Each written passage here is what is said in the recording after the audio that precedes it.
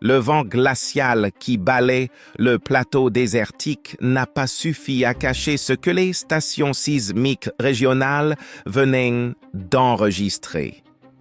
Des ingénieurs penchés sur leurs écrans ont d'abord cru à un séisme naturel, une secousse franche localisée, presque chirurgicale.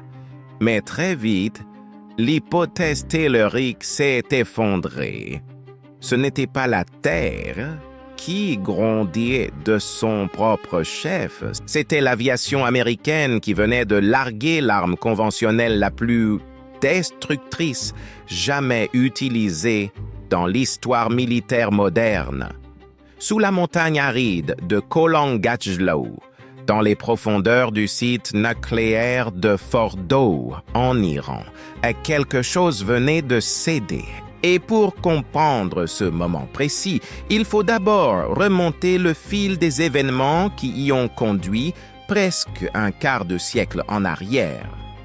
Tout commence au début des années 2000, lorsque les stratèges militaires iraniens observent, glacés d'effroi, la guerre du Golfe se dérouler sous leurs yeux. La puissance aérienne américaine déchire alors les défenses irakiennes, comme du papier mouillé. Les bombes anti-bunker de 2267 kg, les fameuses GBU-28, transpercent les abris en béton armé irakiens comme un couteau chauffé traverse le beurre. Pour les généraux iraniens qui assistent à ce spectacle, le message est limpide et brutal. Si jamais Washington décidait un jour de viser leur programme nucléaire, rien en surface ne survivrait. Peu importe l'épaisseur du béton coulé, peu importe la densité des armatures d'acier, la précision américaine finirait par tout raser. C'est ainsi que Téhéran prend une décision stratégique qui façonnera les 2 décennies suivantes. Abandonner la surface. Non pas construire un sous-sol renforcé, mais creuser directement le cœur d'une montagne. Le choix se porte sur le relief accidenté de Kolangachlo, où sera édifiée l'installation de Fordow. Un choix loin d'être anodin sur le plan géologique. La roche extrêmement dure de cette formation agit comme un immense dissipateur d'énergie cinétique, capable d'absorber la force de n'importe quelle ogive avant même qu'elle n'atteigne les défenses artificielles. Les ingénieurs iraniens creusent profond, entre 80 et 100 mètres sous cette carapace rocheuse, presque 300 pieds de pierre massive au-dessus de leur tête. En dessous, un vaste réseau de galeries fortifiées prend forme avec de multiples couches de béton armé, des systèmes de filtration d'air indépendants et des milliers de centrifugeuses tournant jour et nuit pour enrichir l'uranium.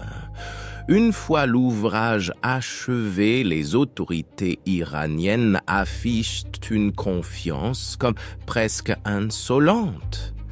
Et pendant un temps, elles avaient toutes les raisons de s'y croire intouchables. Du côté israélien, les planificateurs militaires se heurtaient à un mur. Leur chasseur F-15I, pourtant redoutable, ne pouvait tout simplement pas emporter une charge assez lourde pour atteindre une telle profondeur. Même au Pentagone, les débats faisaient rage.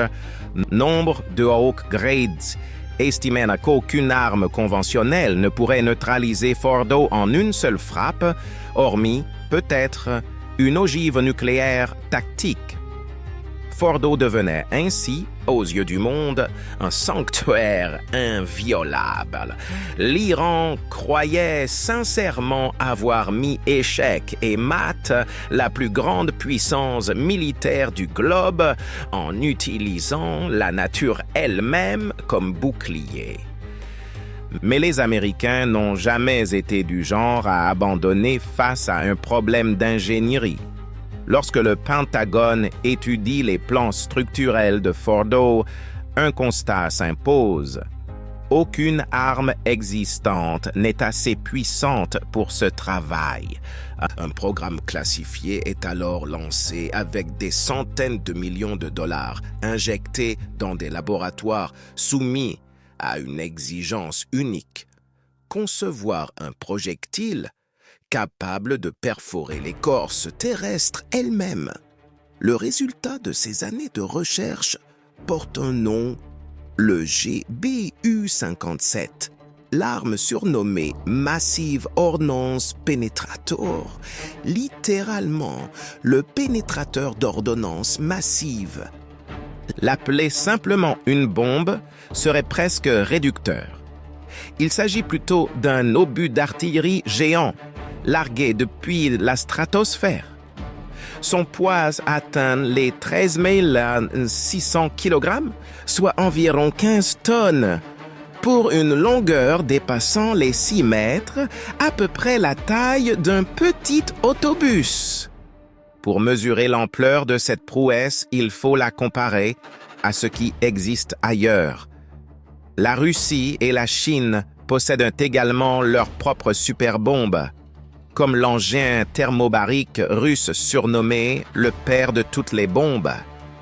Son rayon de destruction est terrifiant en surface, certes, mais une arme thermobarique génère avant tout une onde de choc et un embrasement en surface. Face à une installation souterraine équipée de vannes anti-souffle comme Fordo, ce type d'onde devient pratiquement inutile. Le GBU-57, lui, ne mise pas sur une boule de feu explosive. La quasi-totalité de ces 15 tonnes n'est d'ailleurs pas composée d'explosifs, mais d'un blindage d'acier monolithique ultra durci, conçu pour protéger le cœur explosif logé à l'intérieur. Son principe repose sur la loi la plus pure de la physique. L'énergie cinétique, larguée depuis des milliers de mètres d'altitude, ce bloc d'acier de 15 tonnes atteint une vitesse terminale proprement effrayante.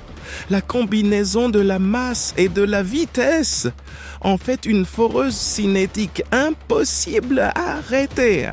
À l'impact, l'engin ne détonne pas immédiatement.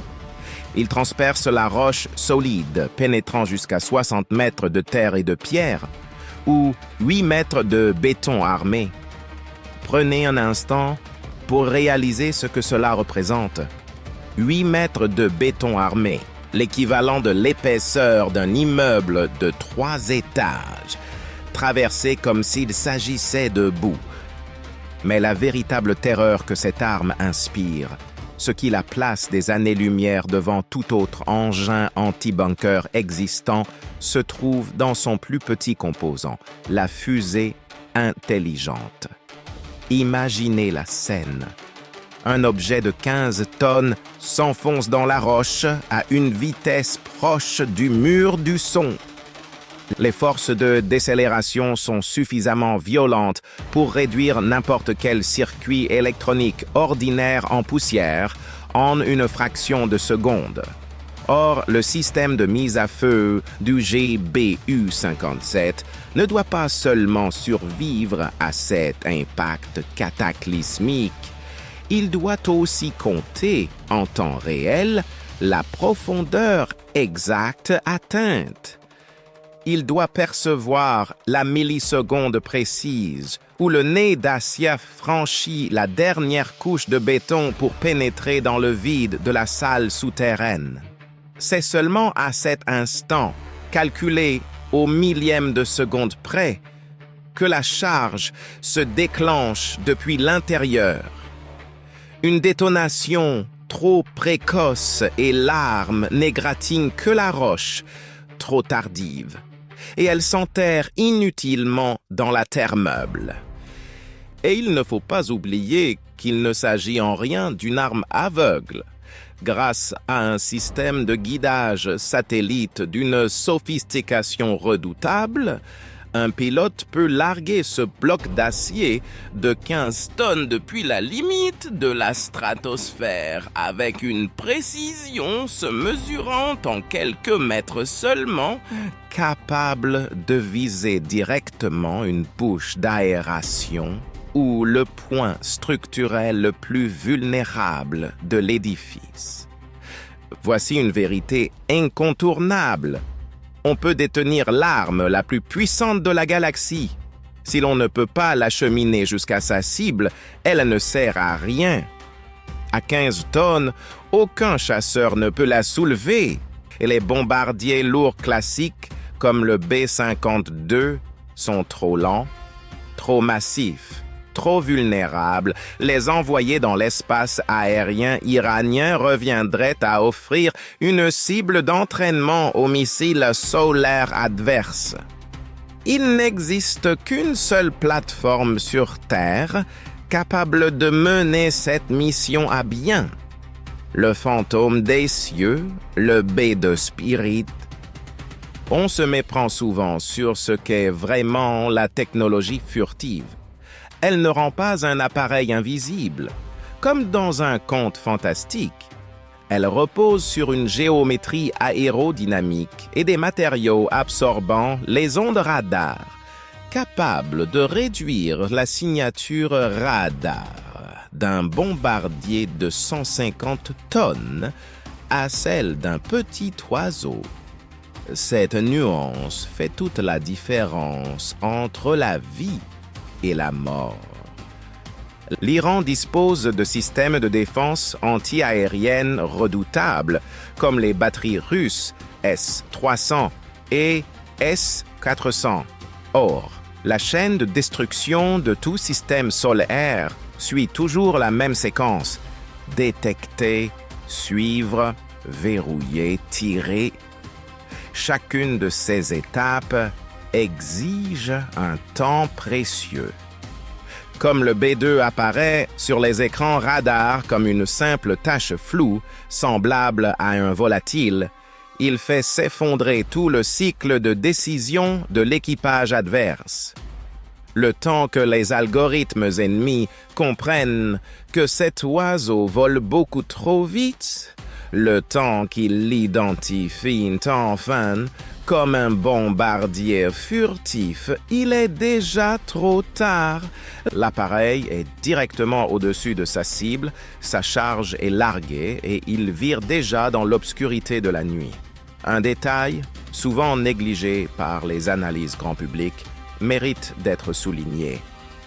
Un seul B2 peut emporter non pas une, mais 2 bombes GBU 57 simultanément.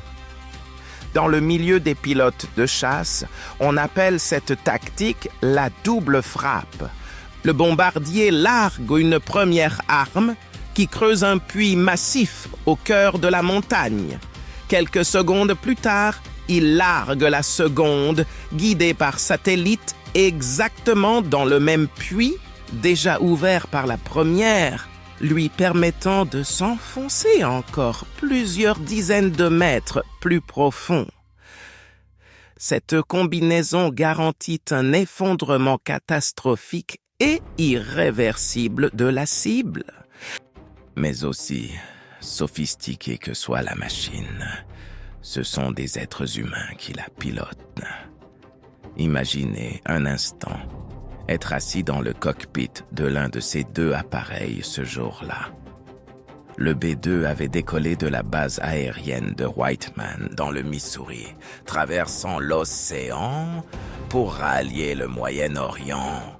Une mission qui s'étend sur plus de 30 heures de vol ininterrompu, 30 heures sans sommeil, enfermé dans un cockpit exigu, les yeux tendus pour exécuter des ravitaillements en vol à haut risque en pleine nuit noire.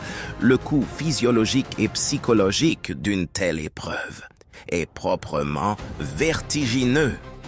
Puis, Après des dizaines d'heures d'épuisement, l'adrénaline monte brutalement au moment de pénétrer un espace aérien hostile. Les réseaux de défense anti-aérienne, denses et superposés, pouvaient les anéantir à la moindre erreur de trajectoire. Ces équipages portaient le poids immense de larguer une arme jamais utilisée au combat sur une cible que le monde entier croyait indestructible. Ce niveau de pression, ce silence mortel, ce sang-froid absolu relève d'une maîtrise de soi peu commune. On peut se demander honnêtement combien d'entre nous tiendraient le coup dans un tel silence, seuls avec leurs pensées pendant 30 heures. Une fois les bombardiers rentrés sains et saufs, une fois cette mission historique achevée, une question à $1 million s'est immédiatement propagée à travers le monde. Que s'était-il réellement passé là-dessous, au cœur de la montagne? Soyons honnêtes, évaluer les dégâts d'une cible enterrée aussi profondément relève du cauchemar pour le renseignement. Rien à voir avec le bombardement d'un dépôt de munitions en surface où l'on consulte le lendemain des images satellites pour compter les décombres. Ici, tout s'est joué dans l'obscurité, à des dizaines de mètres sous terre. Pourtant, les premières données issues du renseignement en source ouverte ont dressé un tableau relativement clair. Les stations sismiques régionales ont enregistré de violentes secousses exactement aux coordonnées de la cible. Les signatures acoustiques correspondaient parfaitement à une détonation souterraine massive, sans présenter aucune des caractéristiques d'une faille tectonique naturelle. De plus, les images satellites commerciales ont révélé d'importantes perturbations en surface et des déformations structurelles autour des tunnels d'accès de Fordo, la signature typique d'une munition lourde à pénétration profonde. C'est précisément à ce moment que débute la guerre de l'information. Pour qui observait attentivement, l'Iran a suivi un scénario bien connu. D'abord, les médias d'État ont opposé un démenti pur et simple. Rien ne s'est produit, nos installations sont parfaitement intactes. Puis, quelques heures plus tard, alors que des images irréfutables commencèrent à circuler, le discours a changé de ton. Oui, il y a bien eu une attaque, mais nos défenses l'ont interceptée et les dégâts restent négligeables. C'est la gestion classique de l'information par un État touché sur un point critique. Minimiser la casse pour préserver son image et éviter la panique intérieure. Cela dit, il convient d'adopter ici la perspective la plus honnête possible, sans exagération ni sensationnalisme. La vérité, c'est que l'état exact des salles de centrifugeuses, tout au fond de Fordo, demeure incertain. Les tunnels d'accès se sont-ils simplement effondrés, bloquant temporairement l'entrée? Ou bien la surpression a-t-elle littéralement pulvérisé les centrifugeuses? Personne à ce stade ne peut l'affirmer avec une certitude absolue. Un autre élément inquiète les analystes du renseignement.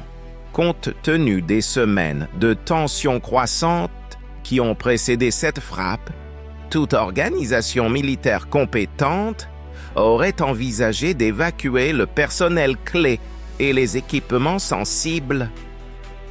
L'Iran a-t-il eu le temps de disperser ses actifs les plus précieux?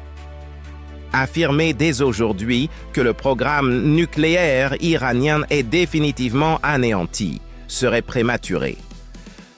Une vaste zone grise demeure que les services de renseignement occidentaux continuent d'examiner minute après minute. il existe une vérité que les analystes militaires évoquent rarement. Les bombes ne détruisent ni pas seulement du béton et de l'acier. Ce qu'elles détruisent de plus précieux, c'est une croyance. Pendant plus de 20 ans, toute la stratégie iranienne, son art de la provocation diplomatique, son réseau d'alliés régionaux reposait sur un pilier fondamental. C'est un temps que nous nous cachons assez profondément sous terre. L'armée américaine reste impuissante. Ce n'était pas seulement un plan de défense, c'était une armure psychologique, l'identité stratégique de toute une génération de généraux et de scientifiques nucléaires iraniens.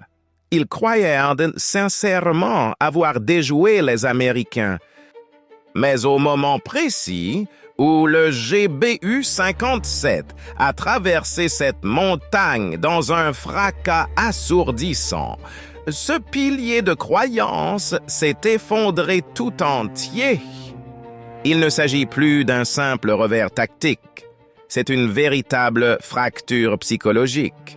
Lorsqu'un régime perd soudainement son ancrage stratégique fondamental, il sombre dans une profonde désorientation.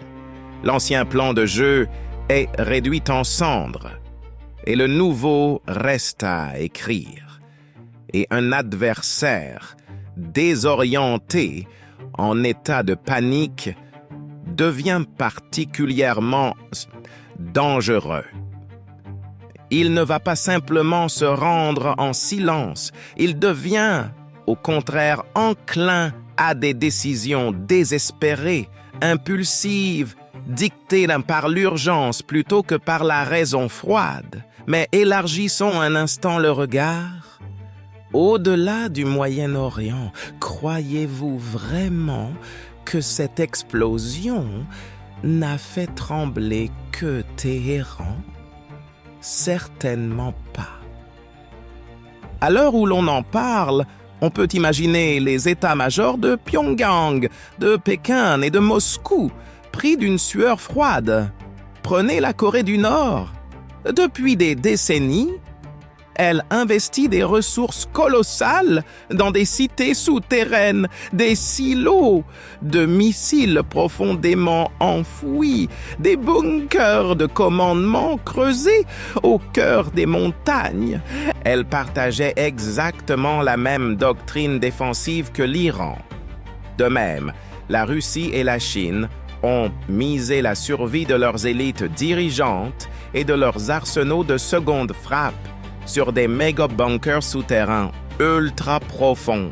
Et voilà que l'armée américaine vient de transformer la montagne la plus impénétrable d'Iran en simple terrain d'essai, envoyant un message glaçant à toutes les puissances rivales de la planète.